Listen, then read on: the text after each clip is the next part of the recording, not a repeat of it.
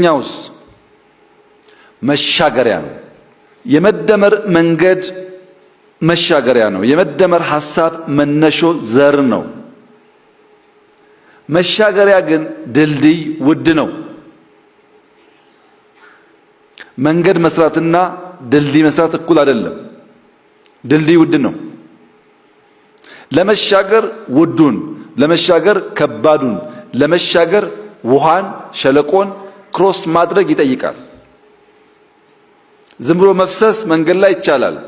መሻገር ሲታሰብ ግን መሃል ላይ ጎርጅ አለ ማለት ነው። ያ ጎርጅ ድልድይ ዲማንድ ያደርጋል። ድልድይ ደግሞ ውድ ነው። ላቀ እውቀት ይፈልጋል፣ ትጋት ይፈልጋል። ስራውም እንደ መንገድ ቀላል አይደለም። ሸለቆን ለመሻገር የምናነሳቸው ጥያቄዎቹን የምንረዳበት መንገድ የምንፈታበት መንገድ በጣም ወሳኝ ነው። ታላቁ የሀገራችን ጥያቄ ዋናው ጥያቄ ምንድነው? በወጉ በስርዓት በቅጡ ጥያቄውን መገንዘብ የመጀመሪያው እርምጃ ስለሆነ ተሞክረው ያልተሳኩ ሞዴሎች እነማን ናቸው? ያለፈውን ማፍረስ፣ ያለፈውን ማንቋሸሽ፣ ያለፈውን መጣል እንደ ግብ የያዘ ኃይል ነገን ሊሰራ ይችላል ወይ? እየደመሰሱ አዲስ መቅዳት ያዋጣል ወይ? ብልጽግናን፣ ልማትን፣ ለውጥን፣ እኩልነትን፣ አብሮ ማደግን ግብ ያላደረገ ማንኛውም ኃይል አሁን ካለንበት ወደሚቀጥለው ደረጃ ሊወስደን ይችላል ወይ? እነዚህ ለመመለስ ስልቶቻችንን ማየት ያስፈልጋል። ስልቶቻችን አንደኛው የፈጠራ መንገድ ነው። ሁለተኛው የፍጥነት መንገድ ነው። ሶስተኛው የዝላይ መንገድ ነው። ከኋላ ቀርነት ለመውጣት አዙሪትን ለመሻገር የወረት ውስንነትን ቀንሰን ወረት ለማበራከት የጊዜ ውስንነትን ለመሻገር ትናንትን ከነገ ለማስተሳሰር የዛሬን ድልድይ መስራት በእጅጉ አስፈላጊ ነው። ዛሬ ያልተገነባ ድልድይ ወደ ነገ ስለማያሻግር የሚፈጠረው አዙሪት አንዳንዶች ትናንት ሲሉ ዛሬና ነገ ይረሳል። የነገ ሲባል ደግሞ የዛሬ ይዘገያል። ውስጣዊ ሲባል ዓለም አቀፋዊ ጉዳይ ያልፈናል። ትናንትም ብቻ ካል ተከታይ ነን፣ ነገም ብቻ ካል መሻገር አንችልም። ውስጥም ብቻ ካል ተከታይ ምን ሆነው? ለዚህ ሁሌ ተከታይ ሁሌ በችግር ውስጥ የምንሽከረከር እንዳንሆን ዓለም የምንገነዘብ ውስጣችን የምንገነዘብ ዛሬም በቅጡ የምንሰራ ብላይንድ ስፖቶቻችን ደግሞ ዞር እያልን የምናይ መሆን መቻል አለብን። ያን ስናደርግ መፍጠንና ሲያስፈልግም ሊፕሮግ ማድረግ ይቻላል ማለት ነው። ፈጠራ ማለት ውስንነትን መሻገር ነው። ከአዙሪት መውጣት ነው። የተለየ አካሄድ መከተል ነው። የዝመናን ፋውንዴሽን መጣል ነው። ሐረሪ ቅድም ያልኳችሁ ወይም ጋምቤላ ምላችሁ የግድ አዲስ አበባ መምሰል የለበትም። ችግሩን ካየ በኋላ አካባቢውን ቃኝቶ በራሱ መንገድ ባለው ሀብት ካለበት ሁኔታ ትንሽ ሻል ያለ መፍጠር ይችላል። ሁሉ ዩኒፎርምና አንድ መሆን የለበትም። ምክንያቱም የፈጠራ ምንነትና ባህሪያት እንዲሁም መንገዱን መገንዘብ ያስፈልጋል። የፈጠራ ምንነት እይታና አመለካከት ነው። ከዚያስ አሰራርና ሂደት ነው። መጨረሻ ላይስ ውጤትና ልዩነት ነው። ፈጠራ ምንድነው ያለ እንደሆነ አተያይ፣ አመለካከት፣ አሰራር፣ ፕሮሰሱ፣ ሪዛልቱ እና የፈጠረው ዲፍረንስ ነው። ባህሪያቱ አንሊሚትድ ነው። ፈጠራ እንደ ወርቅ አይደለም፣ እንደ ጋዝ አይደለም። ሶማሌ ክልል ጋዝ አለ፣ ጋምቤላ ወርቅ አለ፣ አሶሳ ወርቅ አለ እንደሚባለው አይደለም። አንሊሚትድ ነው፣ ዩኒቨርሳል ነው። ማንም ሰው ያለበት ሁኔታ ማስተዋል ከቻለ ከዚያ የሚያወጣውን ነገር መፍጠር ይችላል። መጨረሻ ግን አፕሊፍቲንግ ነው። ከፈጠረ ካሳካ በኋላ በከፍተኛ ደረጃ የሚያነቃቃ ለሌላ ፈጠራ የሚያዘጋጅ ነው። መንገዱ ፈጠራን እንደ ግብአት ከምርት ግብአቶች መካከል እንደ አንዱ ለምሳሌ የሰው ኃይል፣ መሬት፣ ካፒታል እንደሚባለው ሁሉ የመፍጠር አቅም ፈጠራን እንደ ግብ፣ ፈጠራን እንደ ምርት ማየት ያስፈልጋል። ፈጠራ ያልታከለበት ሌሎች ካፒታሎች ብቻቸውን የምንፈልገውን ነገር ሊያመጡ አይችሉም። መለስ ብለን እንመልከት። የሰው ልጅ በምርታማነት የታጀበ ጉዞውን ስናይ ሙሉ በሙሉ ፈጠራ ነበር። ፈጠራው ያዘገመ ወይም ፈጣን ሊሆን ይችላል። ለምሳሌ ሶስቱ የግብርና አብዮቶች፣ የመጀመሪያው የግብርና አብዮት፣ ሁለተኛው የግብርና አብዮት፣ ሶስተኛው የአረንጓዴ አብዮትን ብንመለከት አንድ ባህሪ ያላቸው ፕሮዳክሽን ሌበር ኢንቴንሲቭ ነበረ። ከፍተኛ የሰው ኃይል ይጠይቅ ነበር ብዙ ምርት ማምረት። ሁለተኛ ኢኖቬሽን ከአንድ ጫፍ ሌላ ጫፍ ለመሄድ በጣም ስሎ ነበር። እዚህ ያለ ዕውቀት ባለበት ለመቶ ዓመታት ይቆይ ነበር። በዚያ ምክንያት የመጀመሪያው የግብርና አብዮት የጀመረው ወደ 10,000 ዓመተ ዓለም ገደማ ነው ይባላል። እስከ 2000 ዓመተ ዓለም ገደማ ለ8000 ዓመታት የሰው ልጅ ከአደን ለቀማ ወደ ግብርና የተደረገ ሽግግር ውስጥ ለ1000 ዓመታት ኖሯል። ቬሪ ስሎ የሆነ ሙቭመንት እንቅስቃሴ ነበር። ሁለተኛው የግብርና አብዮት 17 ሴንቸሪ አካባቢ መጣው እስከ 19 ሴንቸሪ 200 ዓመት ቆይቷል። ምን አመጣ ይሄ? ሰብል ማፈራረቅ፣ ሁሌ በቆሎ ብቻ ሳይሆን በቆሎ፣ ስንዴ፣ ሩዝ ማድረግ፣ አነስተኛ ሜካናይዜሽን የተጀመረበት ነው። ያኛው ለ1000 ዓመታት ሲቆይ ይሄ ደግሞ 2 ሴንቸሪ ቆየ። ሶስተኛው አረንጓዴ አብዮትስ 1930 ገደማ ጀምሮ 1960 ገደማ ድረስ ነው የሄደው። አንደኛ ፕሮዳክቲቪቲ ጨመረ በስፋት። ምን አዲስ ነገር አመጣ ያላችሁ እንደሆነ ማዳበሪያ መጠቀም፣ ተባይ መከላከያ መጠቀም፣ መስኖ መጠቀም፣ ሜካናይዜሽን መጠቀም፣ ምርታማነት ለማሳደግ የሚያስችሉ በአጫጭር ጊዜ የሚበቅሉ ሰብሎች መመራመርና ማግኘት፣ ውስን ውሃ በውስን ቦታ ሰፊ ምርት በጣም በአጭር ጊዜ ውስጥ የመጀመሪያው ለ1000 ዓመታት ቆየ፣ ሁለተኛው ለሴንቸሪ ቆየ፣ ይሄኛው ደግሞ ለ10 ዓመታት ቆየ። የኛስ ሶስተኛው አረንጓዴ አብዮት ባለቀበት ዘመን የኢትዮጵያ ዘፈን በሬና ገበሬው ይላል። ቢያንስ 19 ሴንቸሪ ሜካናይዜሽን ሲፈጠር ያ የበራለት አንቂው ሰው በሬና ገበሬ ትስስር የለውም። በሬ ከትራክተሩ ቢል ኖሮ ሰው ምን እያለ ነው? ምን አስቦ ነው ይጠይቅ ነበር። ግን ከአረንጓዴ አብዮት በኋላም ዘፈኖቻችን በሬና ገበሬው፣ ስዕላችን በሬና ገበሬው፣ ማረሻና ቀንበሩ ስለሆነ እዛው ቀረን ማለት ነው። የግብርና ሪቮሉሽን ከጀመሩ አገራት ተርታ የምንመደብ ቢሆንም እስከ ዛሬ በሬና ገበሬን ማላቀቅ አልቻልንም። ለምን?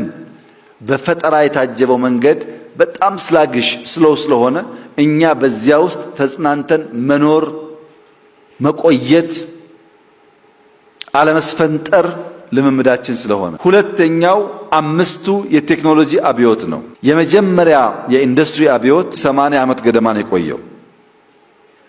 ሁለተኛው ኤጅ ኦፍ ስቲም ኤንድ ሬልዌይስ የሚባለው ወደ 46 47 ወይም 50 ዓመት ነው የቆየው።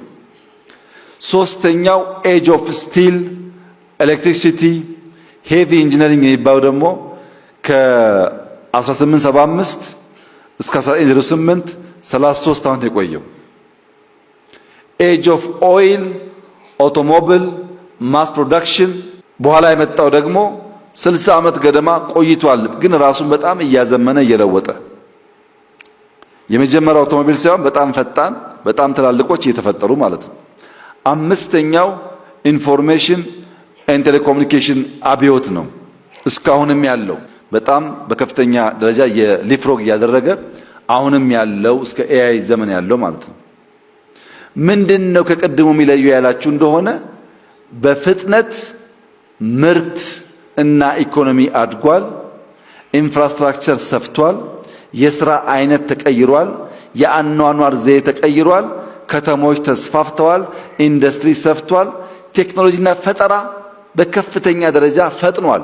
ይፈጠራል፣ ይስፋፋል። ድሮ ቢፈጠርም አይስፋፋም። ሚንስ ኦፍ ኮሚኒኬሽን አልነበረም። የኢንዱስትሪያል ሪቮሉሽን ለዓለም ያስገኘው ነገር በከፍተኛ ደረጃ የምርት መትረፍረፍ እንዲመጣ ማስቻል ነው። ከዚያ መቋደስ ያልቻሉ ሀገራት ወይም አልሰሙም፣ ታጥረዋል፣ ከሰሙም አልፈጠሩም ማለት ነው። የዛሬ 3 ዓመት 4 ዓመት ዩኤቪ ድሮ ምናምን ስንል እንደምታስታውሱት ለብዙዎቻችን ተረት ነው። አርቲፊሻል ኢንተለጀንስ ሲባል ለብዙዎቻችን ቀልድ ነው። ዛሬ ግን ሰለጠንኩ አደኩ የሚል ሀገር ፕሮዳክቱን ሲያመጣ እኔም እኮ እንደዚህ ሞክሬያለሁ፣ እኔም እኮ እንደዚህ አለኝ ማለት ቻልን። ሌት ካመር አድቫንቴጅን ሊፍሮግ እናድርግ፣ አንቀመጥ ያልነው ሰራ ማለት ነው። በግብርናውና በኢንዱስትሪ ሪቮሉሽን እንደዚህ ቀድመን ሙከራዎች ብናደርግ ከዋናዎቹ እንኳ ባንሆን ቢያንስ በበቂ ከሚጠቀሙት መሆን እንችል ነበር። ያ ድጋሚ እንዳይደገም ነው አሁን ሙከራዎች የሚደረጉት። የፈጠራ ሙላት የሚፈጠረው ከችግር ተንታኝነት ወደ መፍትሄ አመንጭነት። ችግርማ ኖርንበት፣ እሱ መተንተን ሳይሆን እንዴት ነው ከዛ ልንወጣ የምንችለው የሚል መፍትሄ ማፍለቅ መቻል። በፈጠራ ማምረት ራሱ ፈጠራን ማምረት ሲቻል፣ በችግር አለመታጠር በመፍትሄ መሻገር ሲቻል፣ ገደብ የለሽ እና ሁሉን አቀፍ የሰፋና የፈጠነ ጅማሮች ማስተናሰል ሲቻል ነው። ለምሳሌ ኢትዮጵያ ውስጥ ችግር በሚመለከት ድርቅ እናውቀዋለን፣ አብረን የኖርን ያደግንበት ጉዳይ ነው። የተበጣጠሰ እርሻ እናውቀዋለን፣ ችግር ነው። የዝናብ ጥገኝነት እናውቀዋለን። የአየር ንብረት ለውጥ እናውቀዋለን፣ ችግሮቻችን ናቸው። ምን እድል አለ? ሰፊ መሬት አለ፣ የውሃ ሀብት አለ፣ የሰው ኃይል አለ። ይሄንን እናውቃለን። አሁን ከኛ የሚጠበቀው የተበጣጠሰ መሬት ሳይሆን ኩታ ገጠም ማስፋት፣ ያልታረሱ ጦም ያደሩ መሬቶችን ወደ እርሻ ማስገባት፣ የበጋ ስንዴን ማስፋት፣ ሜካናይዜሽንን ማስፋት፣ አረንጓዴ አሻራን ወደ ፍሩት ወደ ኢንዲጂነስ ማሳደግ፣ በጥራት ማስፋት። ምንድነው ይሄ? መፍትሄ ያመጣን ማለት ነው። አረንጓዴ አሻራ ሲሰፋ የአየር ንብረት ለውጥ አደጋ ያስከትልብንም። ክረምት ከበጋ ማረስ እንችላለን፣ ምርት ይሰፋል፣ ረሃብ ይጠፋል ማለት ነው። ችግሩን እናውቀዋለን፣ መፍትሄው ላይ ነው ርብርብና ስራ የሚያስፈልገው። መደመራዊ የፍጥነት መንገድ ይደርሳል አይደርስም፣ ይቻላል አይቻልም በሚል መላምትና ግራ መጋባት ውስጥ መቆየት ሳይሆን ከዚያ የወጣ በውጤት የሚገለጥ ፍጥነትን ማረጋገጥ ነው። የሂደት እና የውጤት ፍጥነት ማሳየት ነው። በትልቅ ማሰብ፣ በትንሽ መጀመር፣ ማበራከት፣ ማስተናሰልና ማላቅ ነው። ከጊዜ ኋላ እንድንገኝ ያደረገው የሂደትና የውጤት ፍጥነት መጓደል ነው። ስላግሽ የሆነ አካሄድ ከጊዜም ከውጤትም እንድንዘገይ አድርጎናል። ጊዜ ተሻግሮ አለማሰብ፣ ለነገ አለመዘጋጀት፣ ለትውልድ አለማቆየት። ሰርገኛ መጣ በርበሬ ቀንጥሱ፣ አስፋልት ከሆነ ሽሮ ፈሰስ። ጊዜን ማሳደር፣ ችግርን ማሳደር፣ ፕሮጀክቶች በጊዜ አለማጠናቀቅ፣ ሄዶ ሄዶ ለትውልድ የሚቆይን ወረት ማሳነስ ነው። በትልቁ ማሰብ፣ ከትንሽ መጀመር። ለምሳሌ ጽዱ ኢትዮጵያን የመፍጠር ግብ ከቢሮ ተጀመረ፣ ከተማ ተባለ፣ ወደ ሀገር እየሰፋ ሄደ። ኮሪደር፣ የበጋ ስንዴ፣ ሌማት፣ ግሪን ሌጋሲ፣ ሁሉም ኢኒሼቲቭ ጅማሮ አነስተኛ ነበር። በሂደት እየፈጠነ እየሰፋ እያደገ ጥራት እያረጋገጠ በሀገር ደረጃ ኢምፓክት የሚያመጣ ሆነ። አሁን ከጀመርናቸው ውስጥ ኮሪደር አሸልሟል፣ ግሪን ሌጋሲ አሸልሟል፣ ስንዴ አሸልሟል። አብዛኛው የኛ ኢኒሼቲቮች በዓለም አቀፍ ደረጃ ሪኮግናይዝ የተደረጉና ሽልማት ያሰጡ ናቸው። ለምን? በቀጣይነትና በውጤት ማረጋገጥ ስለቻል። ፍጥነት ሲባል 3 አይነት ፍጥነቶች አሉ። አንደኛው ስፒድ ነው። በአማርኛ ቶሎታ ይባላል። በቶሎ መድረስ። ስፒድ ወደ ግራም ወደ ቀኝም ሊሆን ይችላል። ስፒድ ወደፊት ወደ ኋላም ሊሆን ይችላል። ስፒድ ወደ ላይ ወደ ታችም ሊሆን ይችላል። ብቻ መፍጠን፣ ብቻ ቶሎታ። ሁለተኛው ፍጥነት ቬሎሲቲ ይባላል።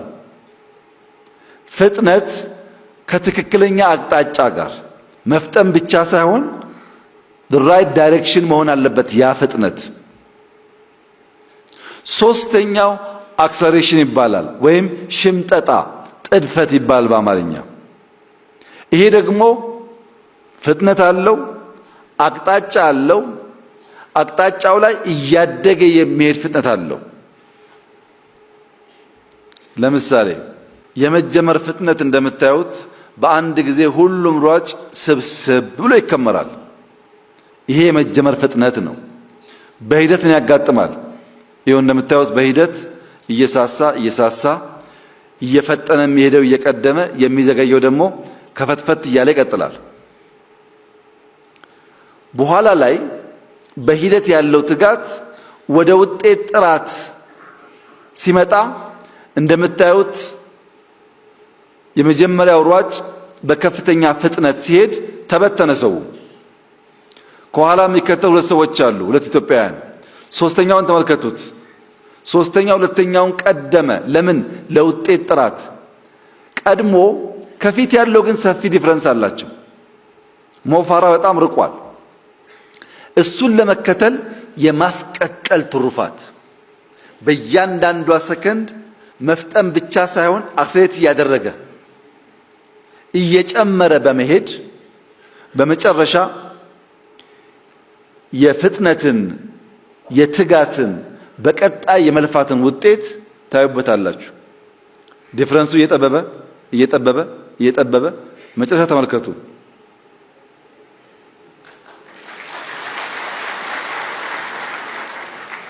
ምን ማለት ነው? ሲጀመር ሁሉም ይሰበሰባል። በቀጣይነት ሳናቋርጥ የያዝነውን ቅን ሐሳብና መልካም ሐሳብ ይዘን የምንቀጥል ከሆነ ቀድሞ ከኛ ጋር አጃቢ የነበረው ታዛቢ ይሆናል። እኛ ስንጨርስ ታዛቢ ይሆናል። ያኔ አልመሰለኝም ነበር፣ በደንብ አልነገራችሁኝም ነበር፣ ችግሩ እኮ አነጋገራችሁ ነው፣ በደንብ ይገለጽልን ኖሮ እኮ እኛ የምንከተላችሁ ነበር ወደሚል ይሸጋገራል። ከእኔና ከእናንተ የሚጠበቀው የጀመርነው መልካም ዘር፣ የጀመርነው ፍጥነት፣ የጀመርነው ትጋት የተሟላ ፍሬ እስኪያፈራ ድረስ ባለማቋረጥ በቀናው ሐሳብ ቀን ከሌት ተግቶ ሰርቶ በስራ ማሳየት ነው። ያን ማድረግ ስንችል አብዛኛው የተራገፈ ብልጽግና የምንጨብጠው የምናሸተው የምናየው ፍሬ ለዜጎቻችን እየሆነ ይሄዳል ማለት ነው።